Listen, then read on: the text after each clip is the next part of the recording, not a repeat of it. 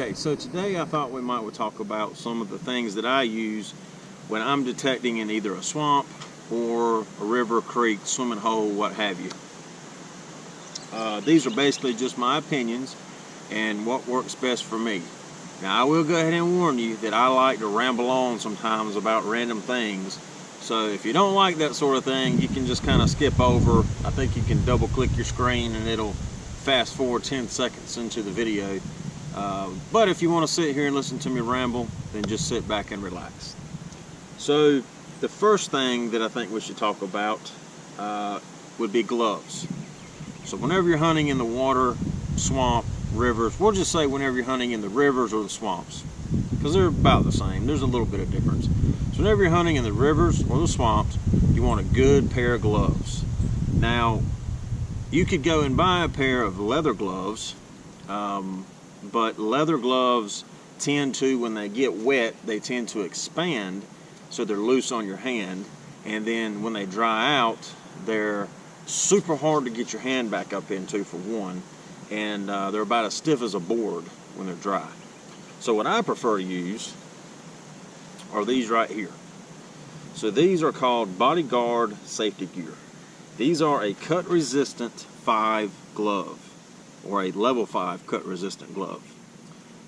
Basically what it means is there is a lining of Kevlar inside this glove, and it will prevent any kind of slice from a piece of glass, like a sharp oyster shell or something in the water. It will not cut through this glove. I have seen this glove in action when I was back when I was in construction, and somebody ran a Metabo, which is basically a grinder with a cutting wheel, and they ran it into their hand, and it didn't cut the glove. Now this won't prevent you from getting poked. So if there's a needle or something sharp under the water, like a fishing hook or something, now it will go through the glove and it will stab you. But you don't have to worry about anything cutting across it or cutting a gash in it. It's not going to happen with these gloves. Now these are kind of high. They're about, I want to say, these are like $21 a pair, or they used to be. I haven't bought any in a while. I bought a 8-pack, and I've used that 8-pack for years and years and years. But I will provide a link in the description below to where you can order these gloves if you want to get you a pair. The only place that I know they're available from would be like Granger or Fastenal. They don't sell them at like Walmart. You have to get the level 5 cut resistant offline. So get you a good set of gloves. I prefer the stretchy kind, not the leather kind. I suppose like a pair of mechanics gloves would probably work. You know, the kind that Velcro across that are like cloth. They would probably work okay, or fingerless gloves. But then you still tend to get cut if something, your fingertips could get cut if you were feeling around the bottom and there was something sharp down there. So gloves. Now let's talk about shoes. Now shoes, if you're hunting in a swamp or you're hunting in a river or creek, now unless where you live at, your rivers and all your creeks are rocky bottom and there is not one drop of mud anywhere, then shoes really don't matter. But if you live anywhere, North Carolina, South Carolina, parts of Virginia, parts of Maryland, down to Florida, Tennessee, Georgia, chances are you got some rivers and some creeks that are muddy, and more than likely if you got swamps, your swamps are pretty muddy too. Now if you put on a pair of like muck boots, you know, rubber slip-on boots that come up to about your knee, when you jump off in a mud hole in a swamp with pull-up boots on, slip-on boots on, and you moor up to about your waist, you're going to lose that boot. The suction in that mud, when you try to pull your foot out, is going to pull your foot right out of that boot, and that boot is going to stay in that mud. I'm telling you, I know from experience that you'll lose slip-ons in the swamp or in a creek that's got a muddy bottom in it. So I prefer lace-up. Now you could wear tennis shoes, but again, now tennis shoes are cloth, so you have a tendency to cut through that cloth easier than you could cut through leather. Now, I don't recommend going and buying like a pair of Rockies or like a pair of Thurgoods or anything like that. You don't want to spend $180 on a pair of shoes that you're just going to get soaking wet and muddy all the time. So what I recommend you do is go to Walmart. They sell these boots called Texas Steers. Now, they sell about 3 different pairs of lower end boots. The lowest end boot, I don't know what the name of it is, but good Lord, it feels like I bought a pair to try. I think the boot is actually made of cardboard, and the sole of the boot is made of a combination of plywood and steel. I mean, it is just the most uncomfortable pair of shoes I've ever put on my feet in my entire life. And they're only like $12 a pair or something like that. But these called Texas Steers. Now, these are about $24 or $28. I can't remember. They're pretty inexpensive. But they are actually made of genuine leather, and they do have slip-resistant soles on them, which don't really help a lot if they're full of mud like these and you're on a riverbank, so they're still going to be slick. But when you get home and you're walking up your steps, you ain't got to worry about slipping on your steps, because the soles are going to protect you from slipping to an extent. These are ankle-high boots, basically, and I like these because they're lace-up. Anything that's lace-up is not going to come off of your feet if you get stuck in mud. The laces are going to grip your ankle, and you're going to be able to pull your foot straight up or on an angle out of the mud. So you'll be good with a set of lace-up boots. Anytime you're hunting, muddy bottoms, anything, you want lace-up, not slip-on. These are the way to go. I've had these for about 5 years. They get wet, they get full of sand. I take them off, I set them on the deck, they dry out, I put them right back on. Never had a problem with the Texas Steers from Walmart. And I can put a link for these too if you like, but all you got to do is go to Walmart, look at boots, and they're called Texas Steer. So, good set of boots, good set of gloves. Let's go on to the next thing. Let's talk about shovels. Now, I'm not going to get too in depth into the shovel thing, but there's a lot of different styles of shovels out there. There are many manufacturers of shovels now. When I was first coming up in relic hunting, there was only about 1, possibly 2. That was Predator Tools, and you could buy like the cheap ones from Calico. They did the job, but that was, the ones from Calico did the job, but after a while they would either bend or break. Never had a problem with a Predator Tool shovel, and I'm going to show you one of those here in a minute. Actually, I take that back. I did have one issue, but I'll show you that. I'll show you that shortly. But I think now there's Lachey tools, there's Gravedigger tools, there's Predator tools. I just saw some new company the other night on Facebook that's making shovels now. So there's a lot of different people out there that manufacture shovels. Now, I get a lot of questions from beginners about shovels. You could go to Lowe's and you could buy, I don't have one, I got one in my barn, but I don't have it in front of me. Now, you could go to Lowe's and you could buy one of those little miniature shovels. Okay, it's got the super thin shovel head on it. It's got the little wooden handle and the little plastic D-grip on it. Now, I'm telling you, if you're any kind of digger, that thing is not going to last. The blade is going to bend, the plastic's going to get hot, and it's going to move all around on you. The wood's going to break. You can't keep it sharp. It's just, they're $14 at Walmart or at Lowe's, and they're just not meant to last metal detecting. They're not metal detecting shovels. My advice to every beginner is at least buy you a good tool.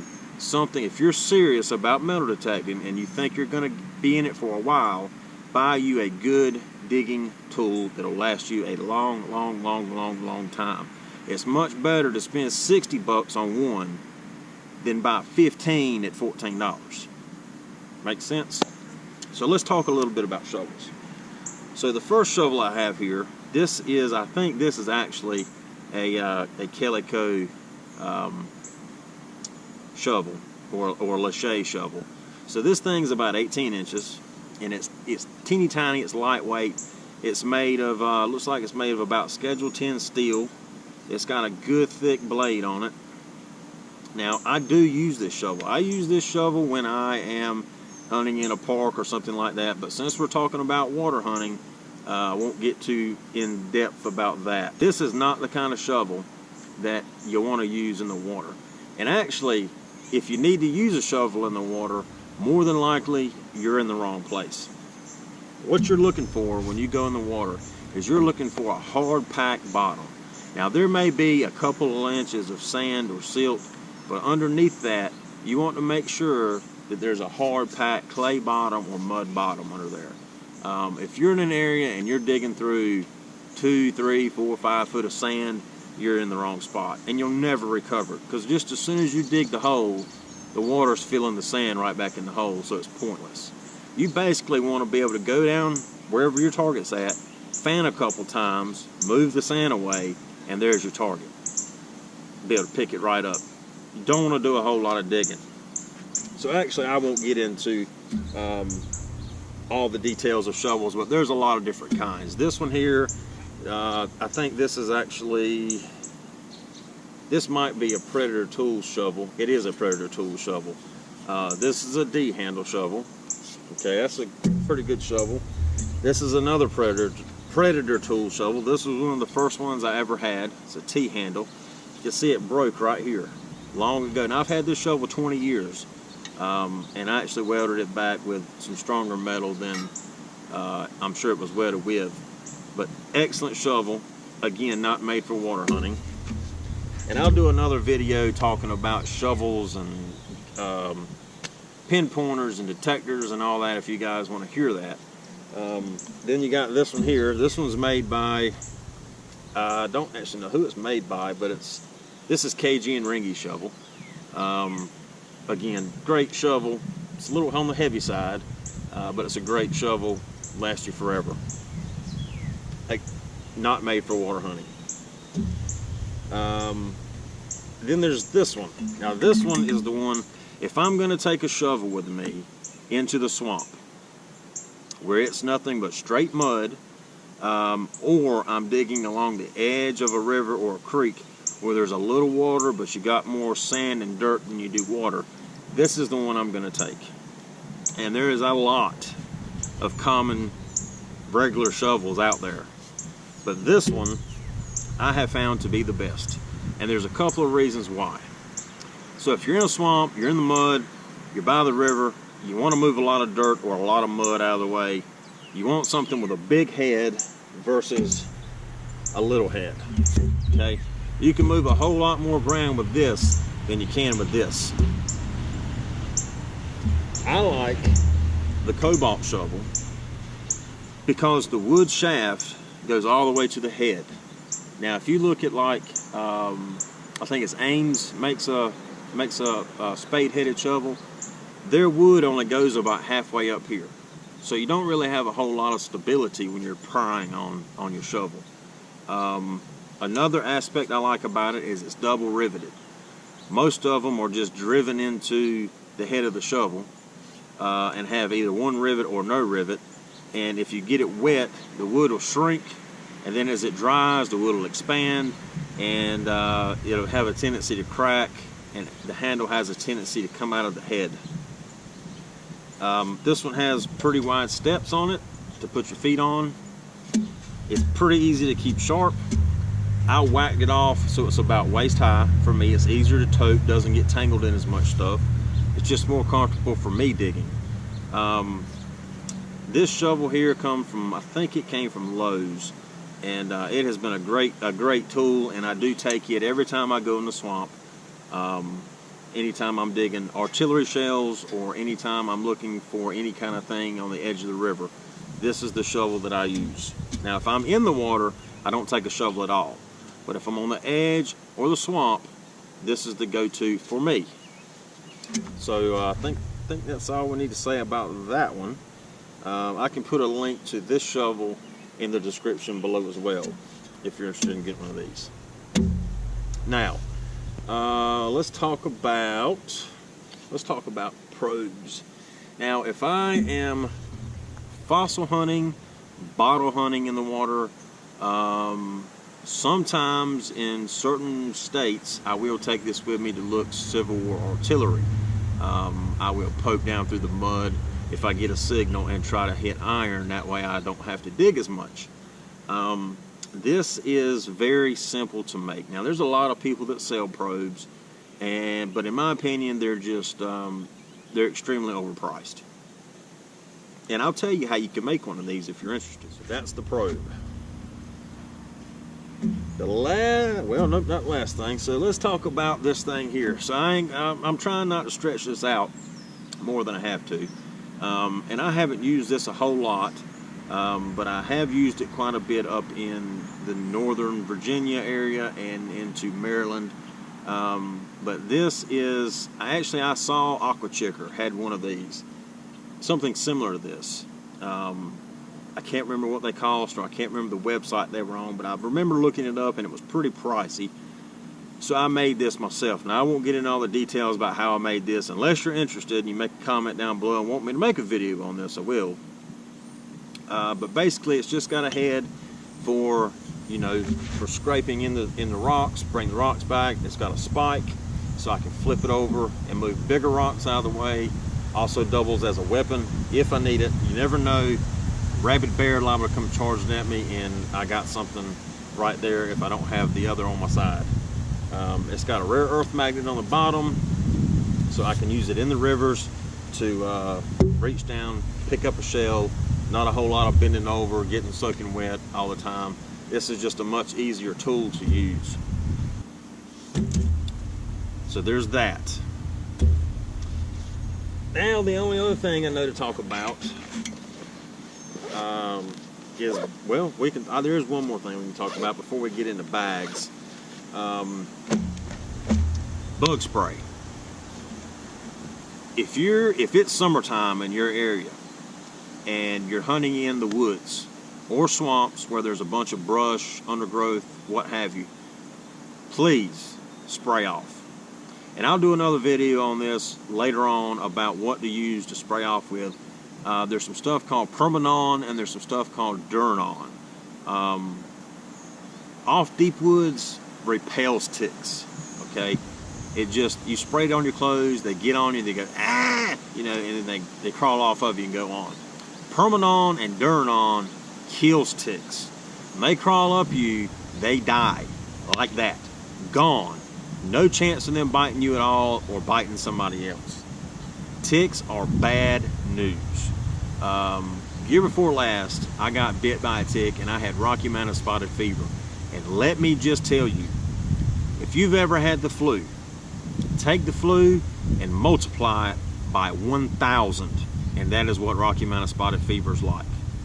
I hate it for the people that have Lyme disease because I've heard it's just as bad or worse.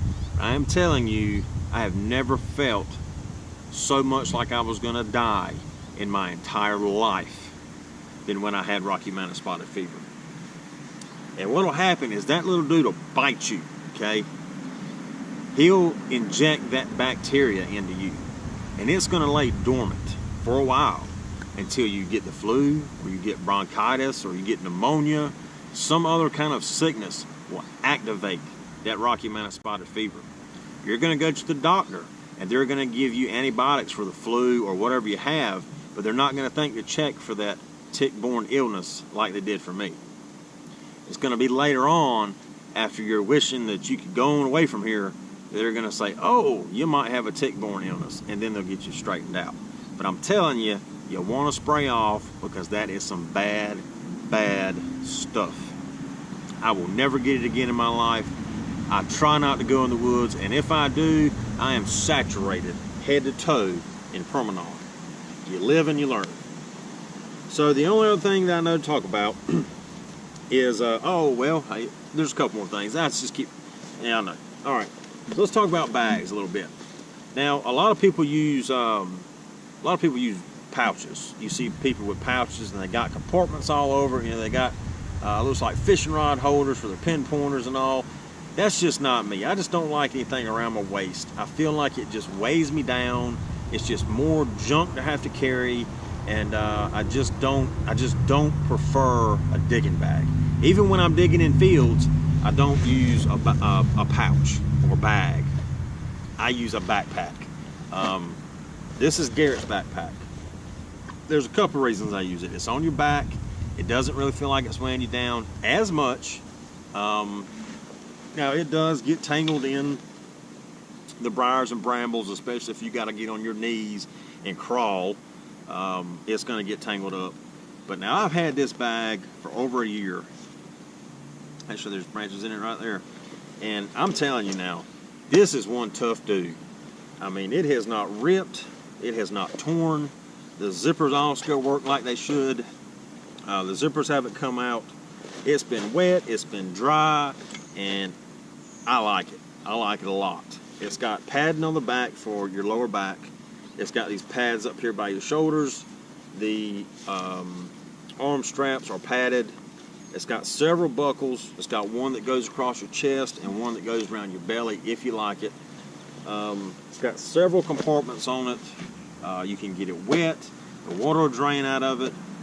It's just a great bag, and I know it will hold up to 2 30-pound parrots in here because I've had to in here and toted them both out of the woods in here, and it has not ripped or faded or gave me one bit of problem. No loss of stitching, no anything with those heavy 60 pounds of metal in this bag. Great bag, love it to death. This is what I use in the water. This is what I use on the land. This is what I carry everywhere with me, is a bag. I can put my batteries in the front. I can put my shells in the back.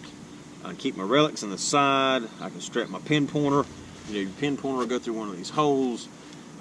This is my go-to bag instead of a pouch or a carpenter's belt or something like that that a lot of people use. So the only other thing that I can think of now that we can talk about would be clothes. So I should have said that in the beginning, but if you're hunting in, my recommendation, if you're hunting in a river that's just got a bunch of rocks in it, or you're in a sandy bottom, shorts should be fine. Regular t-shirt should be fine. Please, whatever you do, don't go barefooted or wear flip-flops or sandals. That's just a major anything could poke up through your foot and give you a cut or sore, and that's just be a bad day for you. So shorts should be fine. Swimming trunks like these, should be fine. But now if you're in a swamp in the mud, you don't want to wear shorts. You don't want to wear swimming trunks. You want to make sure that you got long pants on. And the reason for that is because if you step off in a mud hole, okay, and there's roots coming out of that mud hole that you can't see, you'd much rather that root to grab your pants and rip a hole in it than grab your bare skin and rip a hole in it. And there is all kinds of nasty junk floating around in these swamps. I had a friend that, remember back at the beginning of the story when I told you about the slip-on boots and I lost a boot in the hole? Well, that day, my digging partner was with me, and he reached into the mud hole to help grab my boot and pull my boot out. And he had a cut on his hand, okay? When he reached down in there, he come out, we hunted the rest of the day, and he got home that night, and come to find out, he actually got Pfiesteria from that swamp, which is a flesh-eating bacteria. His hand swole up pretty large, about the size of a catcher's mitt, and he thought that they were going to have to amputate it if they could not get the bacteria to stop growing in his hand. So if you got long pants on and a root catches your pants and rips your pants, you ain't got to worry about an open gash in your leg and then your hunt's not over. You can keep right on getting it. So you want to wear long pants, something like cargo pants or army pants.